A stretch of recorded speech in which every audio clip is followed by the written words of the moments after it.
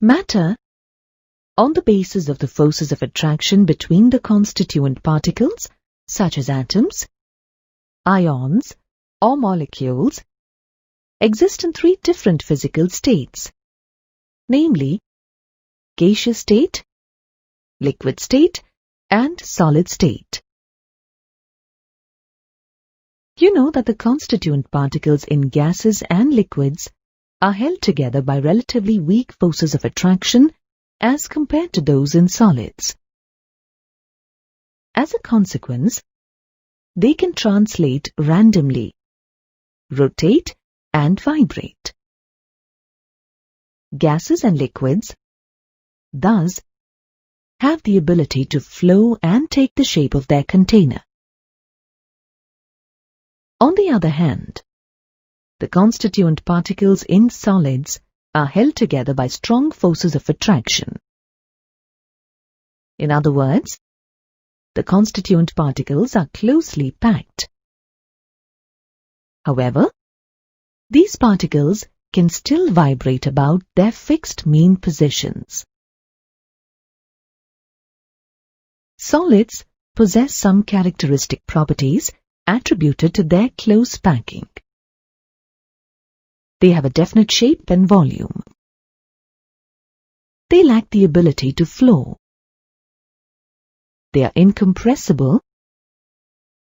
They are rigid. In general, the distinct properties of the three different states can be attributed to the arrangement of the constituent particles. In other words, any change in the arrangement of these constituent particles changes the physical state of a substance. In turn, the arrangement of the constituent particles in a particular substance depends upon the external conditions of temperature and pressure. For example, at 1 atmospheric pressure, water in liquid state gets converted into its solid form, ice, at 0 degrees Celsius or 273 Kelvin. Let us now understand how the molecules of water in liquid state attain the molecular arrangement of water in solid state.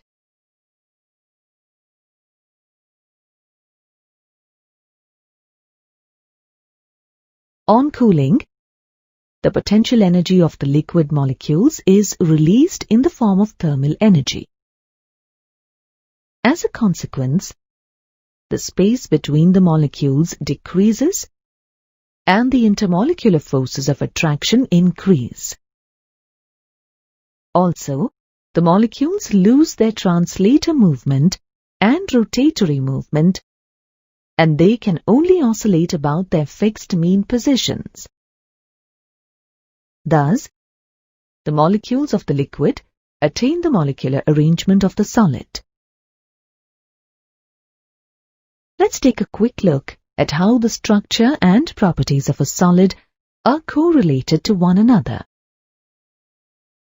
The nature of the constituent particles, the forces of attraction between them, and their arrangement together determine the structure of a particular substance. The properties of any solid substance ultimately depends on its structure. Hence, any change in the structure of a substance changes its properties. For example, the conductivity of silicon increases with the addition of impurities such as arsenic. So, a solid with the desired properties can be prepared by altering its structure. Some solid materials that were prepared for applications in various fields are superconductors, such as intercalated compounds of fullerenes, certain ceramics, synthetic biopolymers such as PHBV and PLA, and carbon nanotubes. Hence, the study of the structures of solids has immense significance in science and technology. Based on the arrangement of its constituents, solids are broadly classified into two categories. They are crystalline solids and amorphous solids. Crystalline solids have an orderly arrangement of their constituent particles, such as atoms, ions, or molecules, in 3 dimensions. They are arranged in an orderly manner to give a definite geometry to the crystal.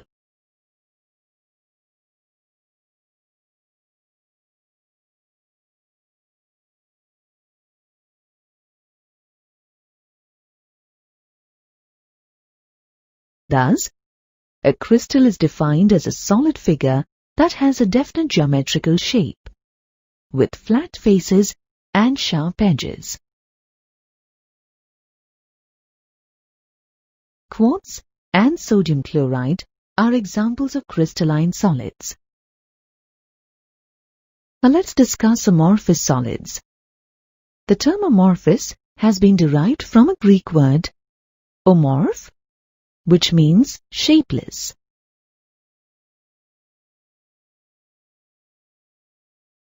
An amorphous solid consists of a number of constituent particles arranged in a random manner. Thus, amorphous solids do not have any definite geometry. There is short-range order, which means that there is an irregular arrangement of particles that repeats itself to a certain extent only. Glass, rubber, and plastics are examples of amorphous solids. In many respects, these solids resemble liquids. They flow very slowly at room temperature and are regarded as supercooled liquids in which the forces holding the molecules together are so great that the material is rigid, but there is no regularity in the structure.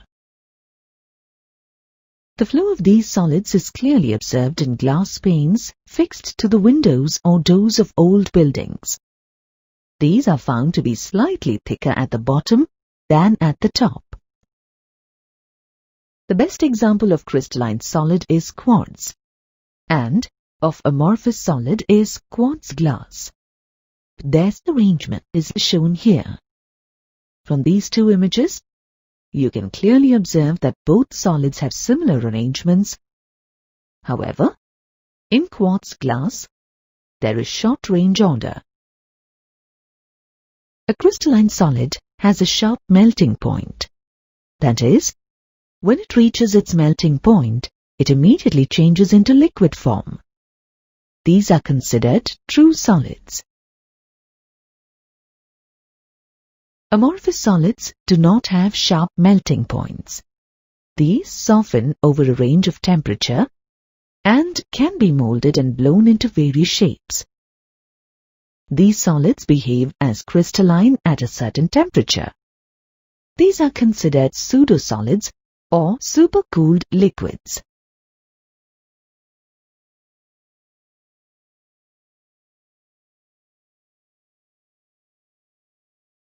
Crystalline solids are anisotropic in nature. In other words, some physical properties like refractive index and electrical resistance change along with the change in the direction of the solid. This is due to the ordered molecular arrangement in the solid.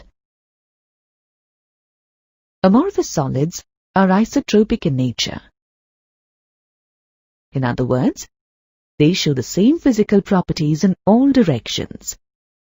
This is due to the random arrangement of the solid. If a crystalline solid is broken into pieces, the small constituents will have the same smooth and plane surfaces.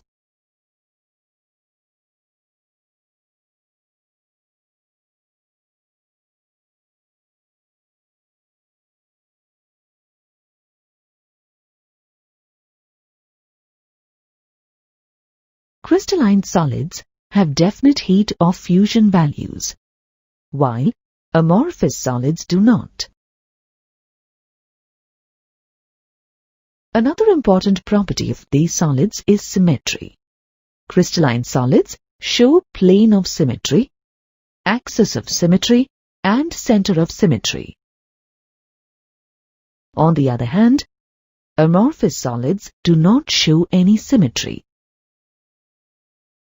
On the basis of the type of forces holding the constituent particles together, crystalline solids are broadly classified into molecular solids, ionic solids, metallic solids, and covalent or network solids.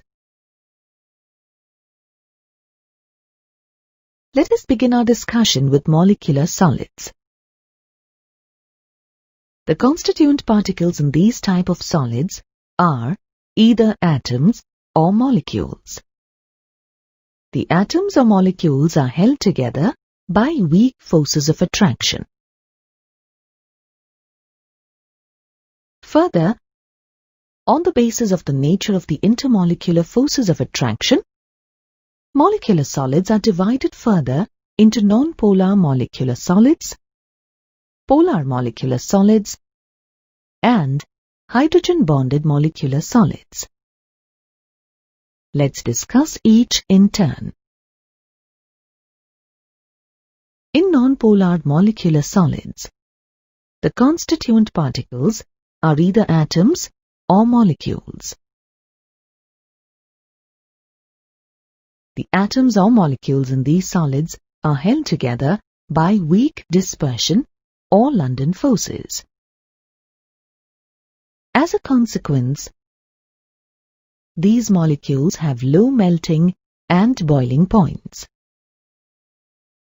Hence, most of them are liquids or gases at room temperature and normal atmospheric pressure. For the same reason, they are soft.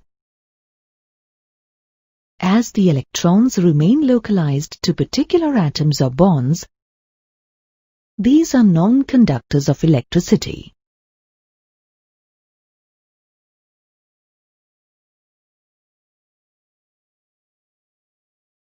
On the basis of the type of forces holding the constituent particles together, crystalline solids are broadly classified into molecular solids, ionic solids, metallic solids, and covalent or network solids. Let us begin our discussion with molecular solids. The constituent particles in these type of solids are either atoms or molecules. The atoms or molecules are held together by weak forces of attraction. Further, on the basis of the nature of the intermolecular forces of attraction, molecular solids are divided further into non-polar molecular solids, polar molecular solids, and hydrogen-bonded molecular solids. Let's discuss each in turn. In non-polar molecular solids, the constituent particles are either atoms or molecules. The atoms or molecules in these solids are held together by weak dispersion or London forces. As a consequence, these molecules have low melting and boiling points. Hence, most of them are liquids or gases at room temperature and normal atmospheric pressure. For the same reason, they are soft. As the electrons remain localized to particular atoms or bonds, these are non-conductors of electricity. In polar molecular solids, the constituent particles, molecules, are formed by polar covalent bonds. Solid sulfur dioxide and solid hydrochloric acid are some polar molecular solids. The molecules in polar molecular solids are held together by relatively stronger dipole-dipole interactions. As a consequence, these solids have relatively high melting and boiling points. However, these are usually gases or liquids at room temperature and normal atmospheric pressure. Like non-polar molecular solids, these are also soft and non-conductors of electricity.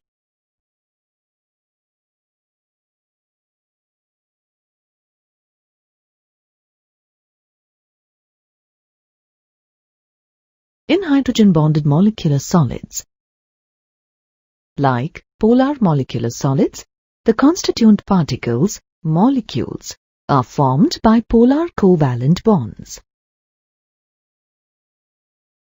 However, the bonded atoms in these molecules are essentially hydrogen and a highly electronegative atom, such as fluorine, oxygen, or nitrogen.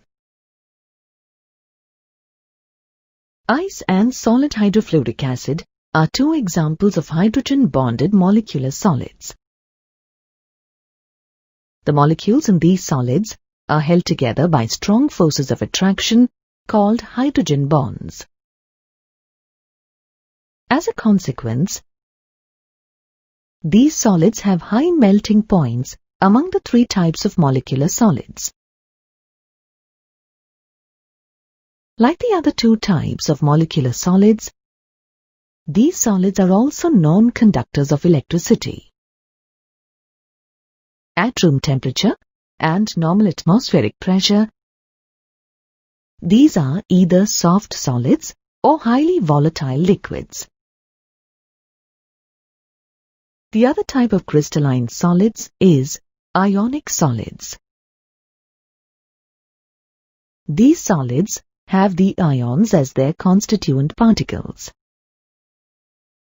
The Coulombic or electrostatic forces of attraction hold the ions, cations, and anions together in the crystal.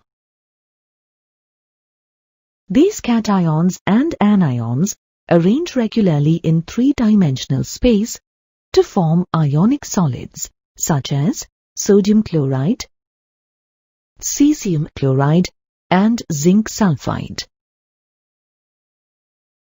These solids have high melting and boiling points. This is attributed to the strong electrostatic forces of attraction. As a result, these solids are also hard but brittle. As the ions are in fixed positions, they are non-conductors of electricity in solid state. However, they are good conductors of electricity in fused or in their aqueous solutions. This stems from the fact that the ions acquire freedom of movement in their fused or aqueous solutions. You know that on the basis of the type of force that holds the constituent particles together, crystalline solids are broadly classified into molecular solids, ionic solids, metallic solids, and covalent or network solids. Let us begin our discussion with metallic solids. In metallic solids, the metal atoms, such as copper, iron, silver, and magnesium, lose their valence electrons to the crystal as a whole. These solids are merely a collection of positive ions surrounded by and held together by a sea of electrons. Hence, the constituent particles in a metallic solid are positive ions in a sea of delocalized electrons. The electrostatic forces of attraction between the positive ions and the electron cloud constitute the metallic bonding, which holds the positive ions together. These electrons are not localized on any atom, but rather delocalized uniformly over the entire crystal. These free and mobile electrons make metallic solids good conductors of electricity and heat. The electrons flow through a network of positive ions when an electric field is applied. Similarly, when heat is supplied to one corner of a metallic solid, the free electrons spread the thermal energy evenly throughout the solid. The presence of free electrons also accounts for the luster and color in some cases. Metals are highly malleable and ductile.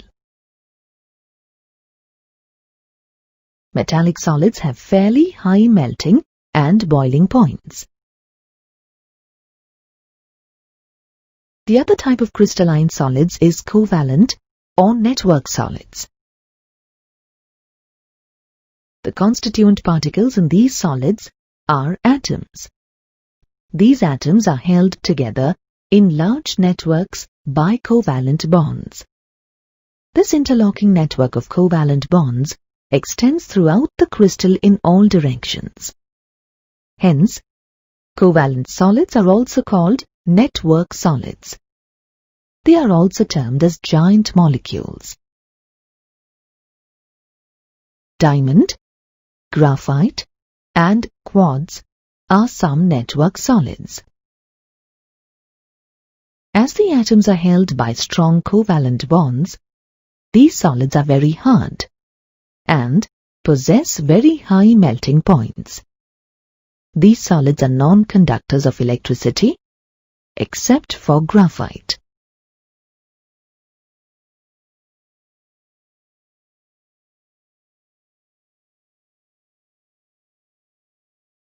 In diamond,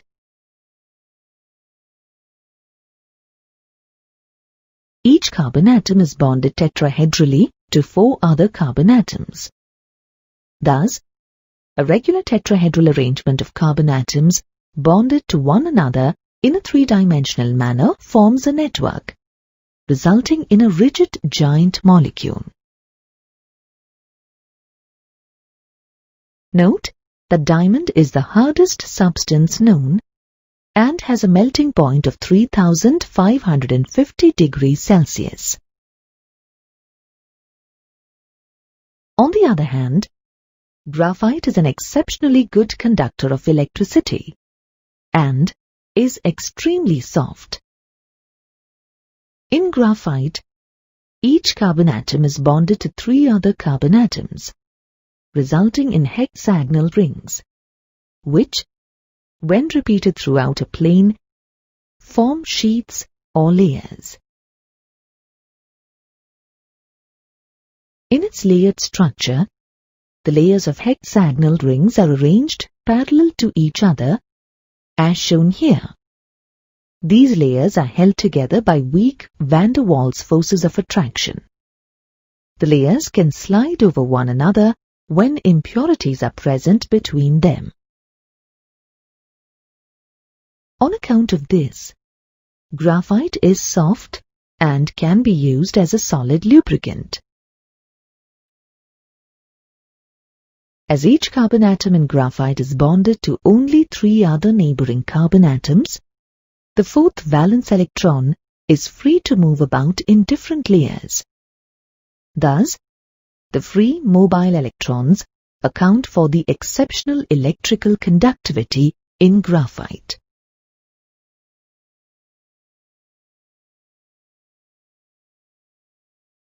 Crystalline solids have an orderly arrangement of their constituent particles in 3 dimensions. The positions of these particles in a crystal relative to one another are usually shown by points. An arrangement of an infinite set of these points is called a crystal lattice. Thus, a crystal lattice is a regular arrangement of the constituent atoms, ions, or molecules in 3-dimensional space.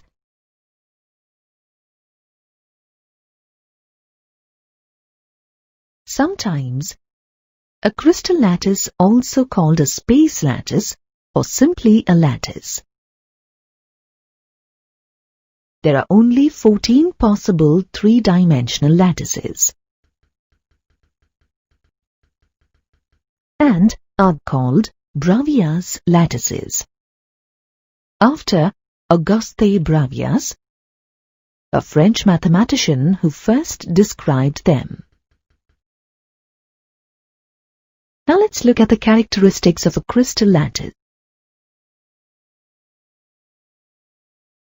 Each point in a lattice is called a lattice point or lattice site. Each point in a crystal lattice represents one constituent particle, which may be an atom, a molecule, or an ion. Lattice points are joined by straight lines to bring out the geometry of the lattice. A crystal lattice can be subdivided into several cells, known as unit cells. Thus, a unit cell can be defined as the smallest portion of a crystal lattice, which, when repeated in different directions, generates the entire lattice. A unit cell represents the shape of the entire crystal. In fact, a crystal may consist of an infinite number of unit cells.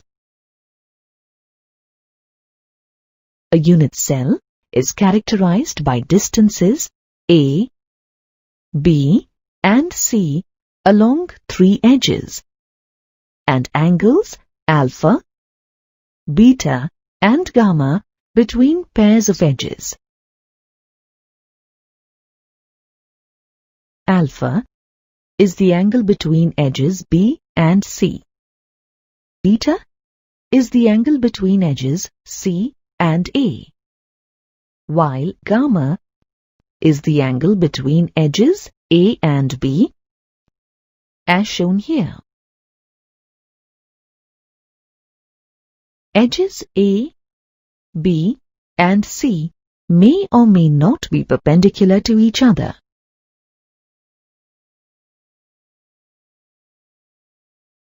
Unit cells can be broadly classified into two categories: primitive unit cells and centered unit cells. Unit cells in which all the constituent particles, such as atoms, ions, or molecules, are present only at the corners, are called primitive unit cells. Unit cells in which one or more constituent particles are present at positions other than its corners, in addition to those at the corners, it is called a centered unit cell. Based on the position of the centered constituent particle, centered unit cells are categorized into three types: body-centered unit cell, face-centered unit cell, and end-centered unit cell. A body-centered unit cell has constituent particles at all its corners, as well as one particle at its body center, as shown here. A face-centered unit cell has constituent particles at all its corners, as well as at the center of each face.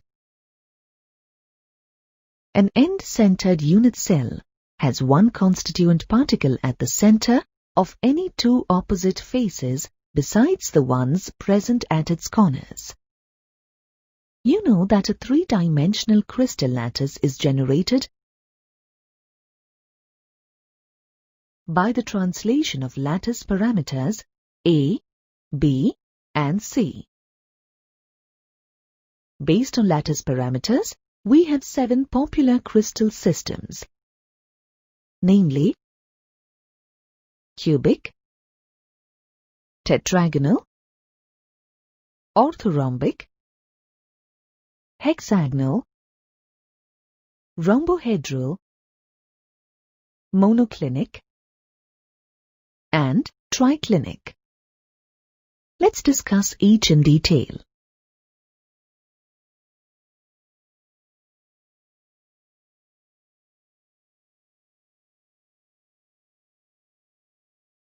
In a cubic crystal system, all the three axes are of equal length and are at right angles to each other. The possible lattices are primitive,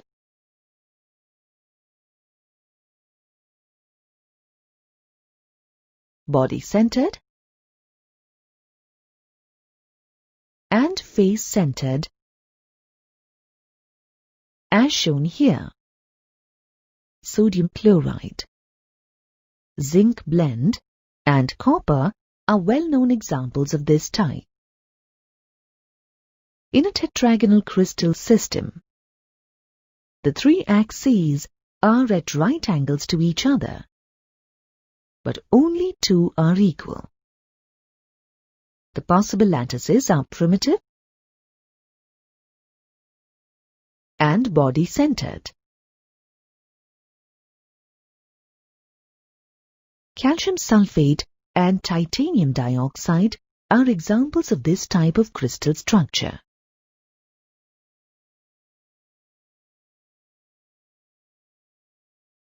In an orthorhombic crystal system, the three axes are unequal, but all axes are at right angles to each other.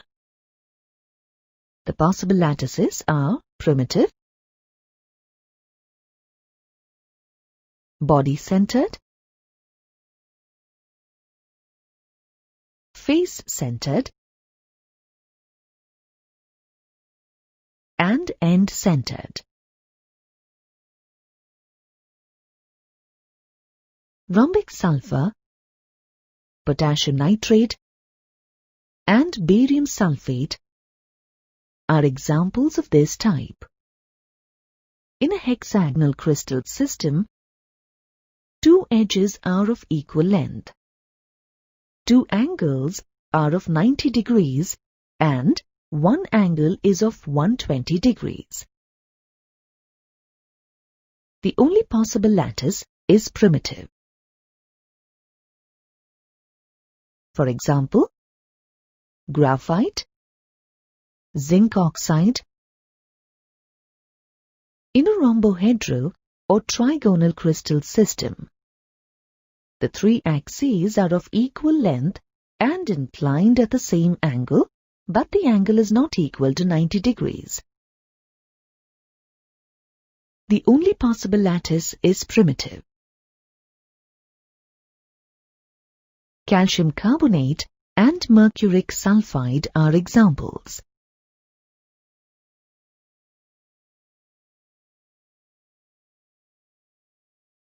In a monoclinic crystal system, the three axes are of unequal length and only two angles are of 90 degrees. The possible lattices are primitive and end-centered. For example, monoclinic sulfur and decahydrated sodium sulfate. In a triclinic crystal system, the three axes are of unequal length and all angles are different, and none is equal to 90 degrees. The only possible lattice is primitive. Potassium dichromate, boric acid, and copper sulfate pentahydrate are some examples.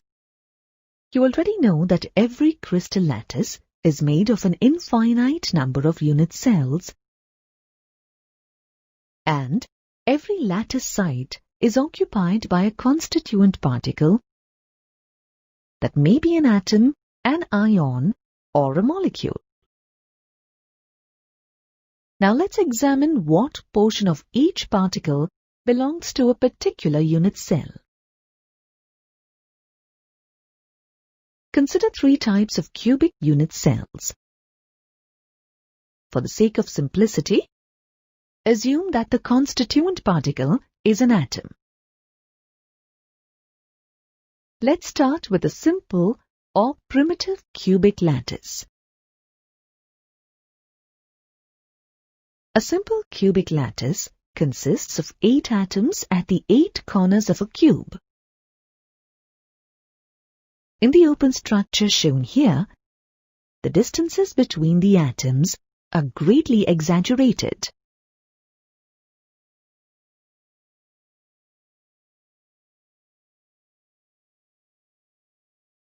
In reality, the atoms are packed much more closely together, as shown in the space-filling model here.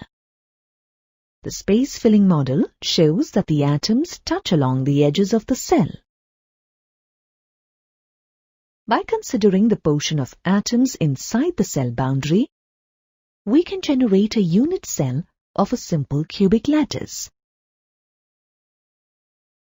From this, it is evident that each atom at the corners contributes 1/8 of its original volume to each unit cell.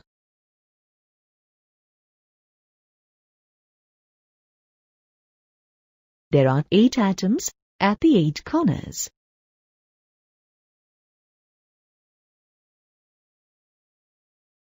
Thus, the number of atoms in each unit cell is equal to 8 corner atoms into 1/8 of an atom per unit cell, which is equal to 1.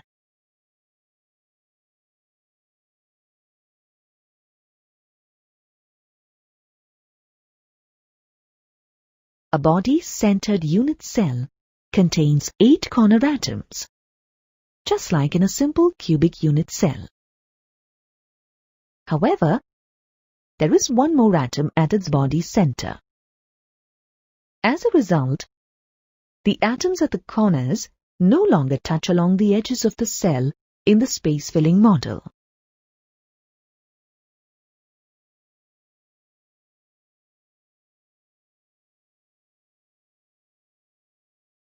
The unit cell of a body-centered cubic cell is shown here.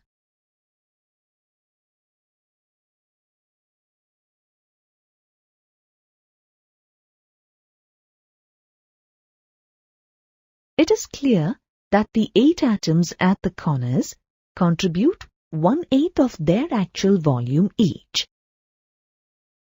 In addition, one atom lies completely inside the cell.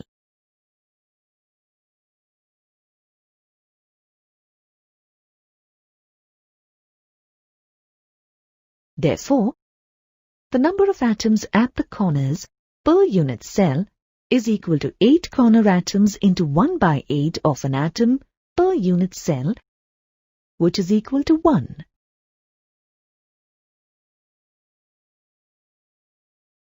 There is one atom at the center of the cube.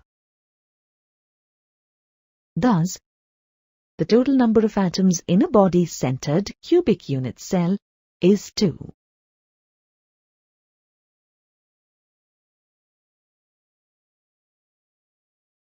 The face-centered cubic lattice consists of 8 corner atoms, just like in the simple and body-centered cubic lattice.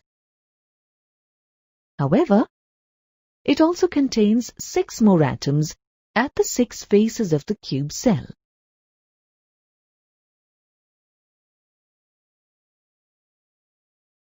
The atoms touch along the diagonals, and each touches 4 corner atoms.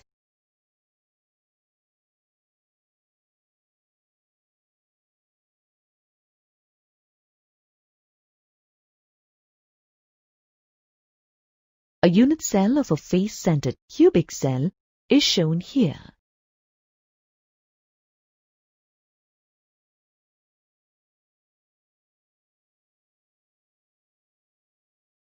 It is clear that the atoms at the corners contribute 1/8 of their original volume each.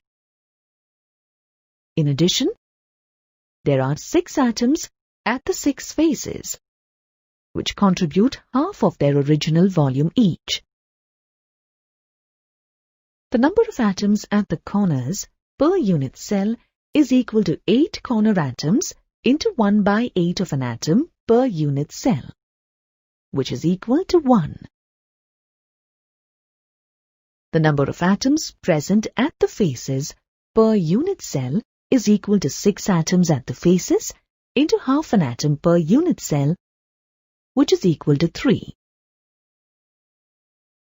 Thus, the total number of atoms per face-centered cubic unit cell is 4.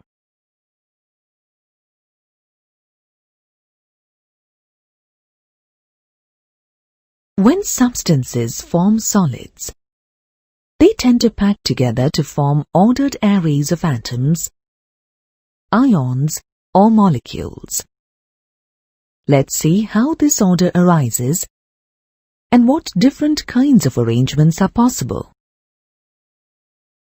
Many a times, oranges or apples stacked nicely on a vendor's cart catch your attention.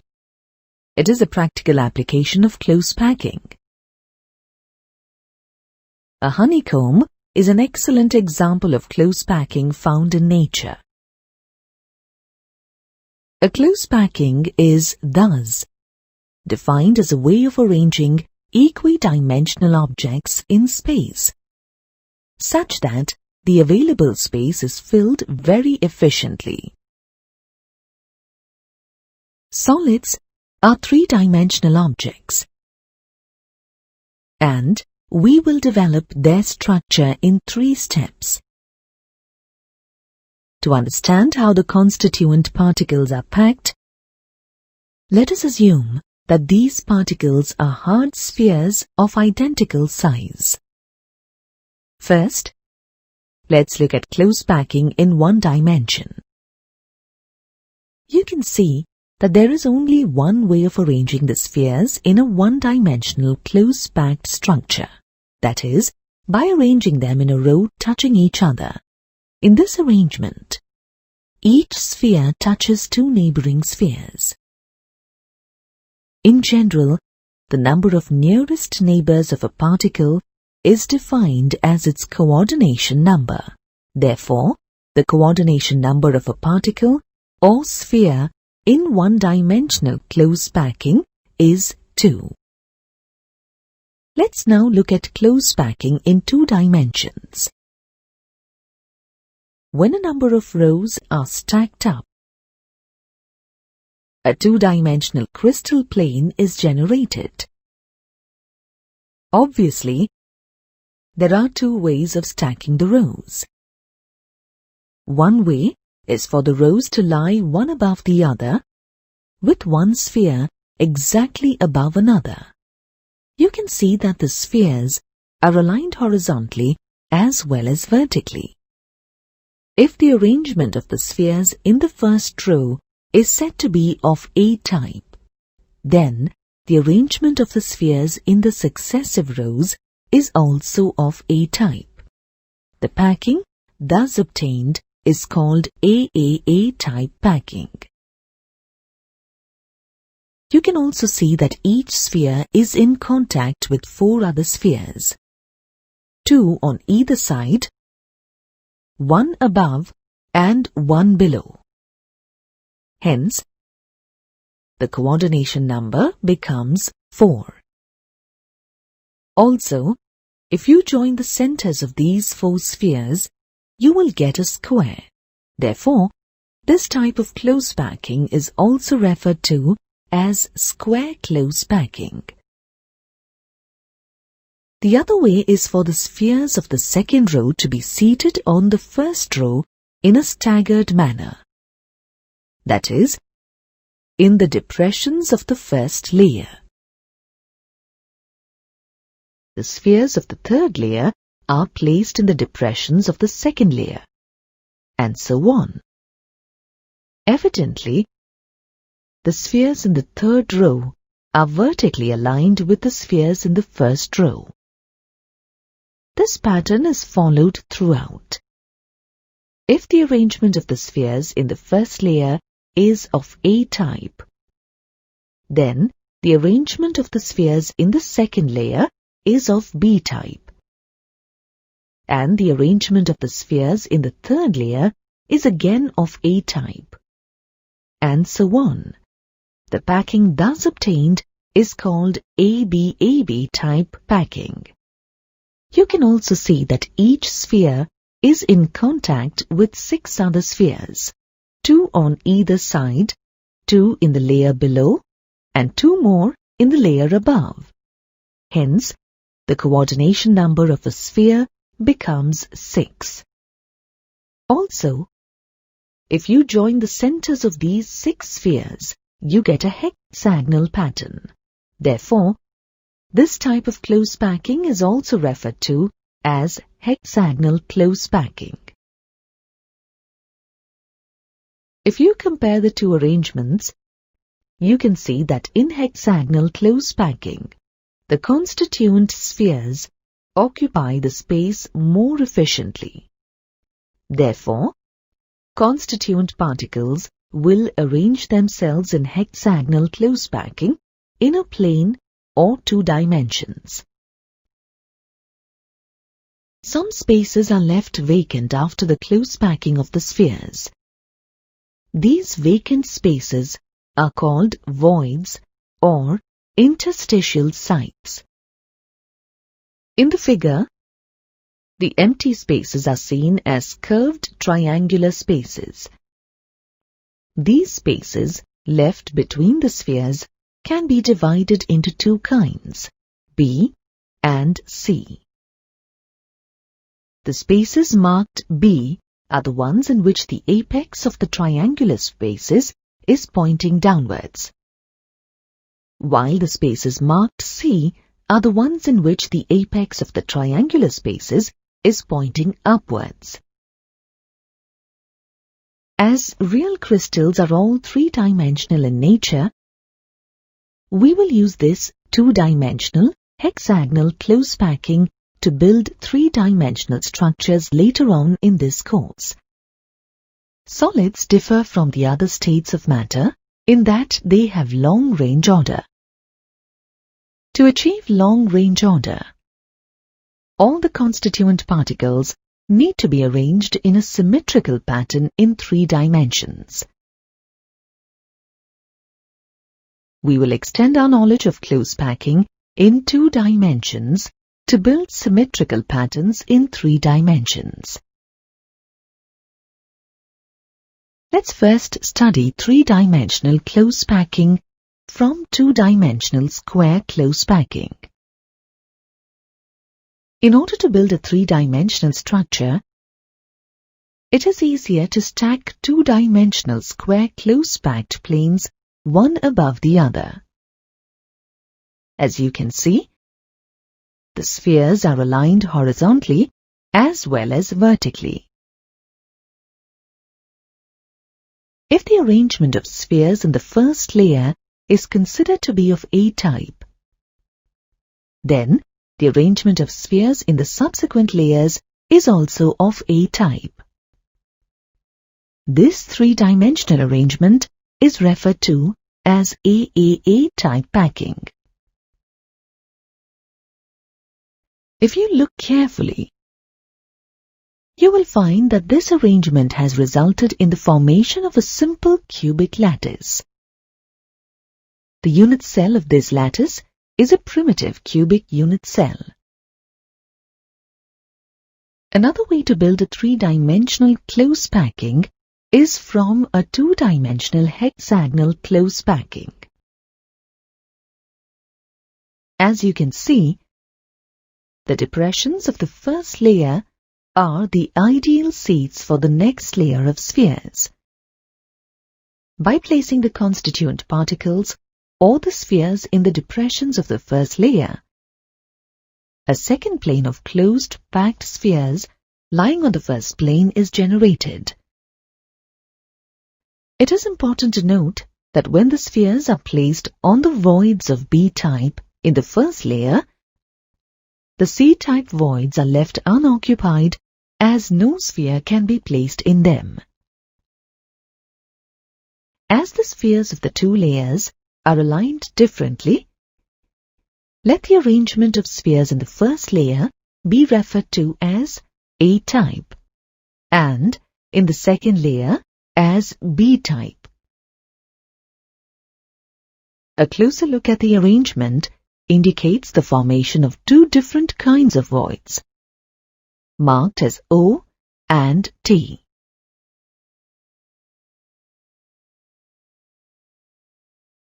If you look carefully, you will find that this arrangement has resulted in the formation of a simple cubic lattice. The unit cell of this lattice is a primitive cubic unit cell. Another way to build a three-dimensional close packing is from a two-dimensional hexagonal close packing. As you can see, the depressions of the first layer are the ideal seats for the next layer of spheres. By placing the constituent particles or the spheres in the depressions of the first layer, a second plane of closed packed spheres lying on the first plane is generated. It is important to note that when the spheres are placed on the voids of B-type in the first layer, the C-type voids are left unoccupied as no sphere can be placed in them. As the spheres of the two layers are aligned differently, let the arrangement of spheres in the first layer be referred to as A-type and in the second layer as B-type. A closer look at the arrangement indicates the formation of two different kinds of voids, marked as O and T.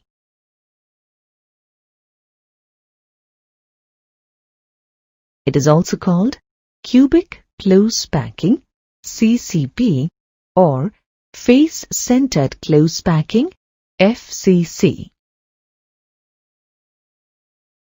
Metals like iron, copper, and silver crystallize in CCP structures. Further, as can be seen in hexagonal close packing and cubic close packing, a sphere has the coordination number 12. It is in contact with 6 spheres in its own layer, 3 more in the layer above, and 3 more in the layer below. Also, both the forms hexagonal close packing and cubic close packing are equally efficient in terms of filling up space. In both of them, 74% of the space in the crystal is filled up. Let us now look at the number of tetrahedral and octahedral voids present in these arrangements. In a close-packed structure, whether CCP or HCP, if there are n spheres in the packing per unit cell, then the number of octahedral voids is the same as n, while the number of tetrahedral voids is equal to 2n. For example, in a CCP arrangement, if 4 atoms or ions are present per unit cell, then the number of octahedral voids is also 4, while the number of tetrahedral voids is 8.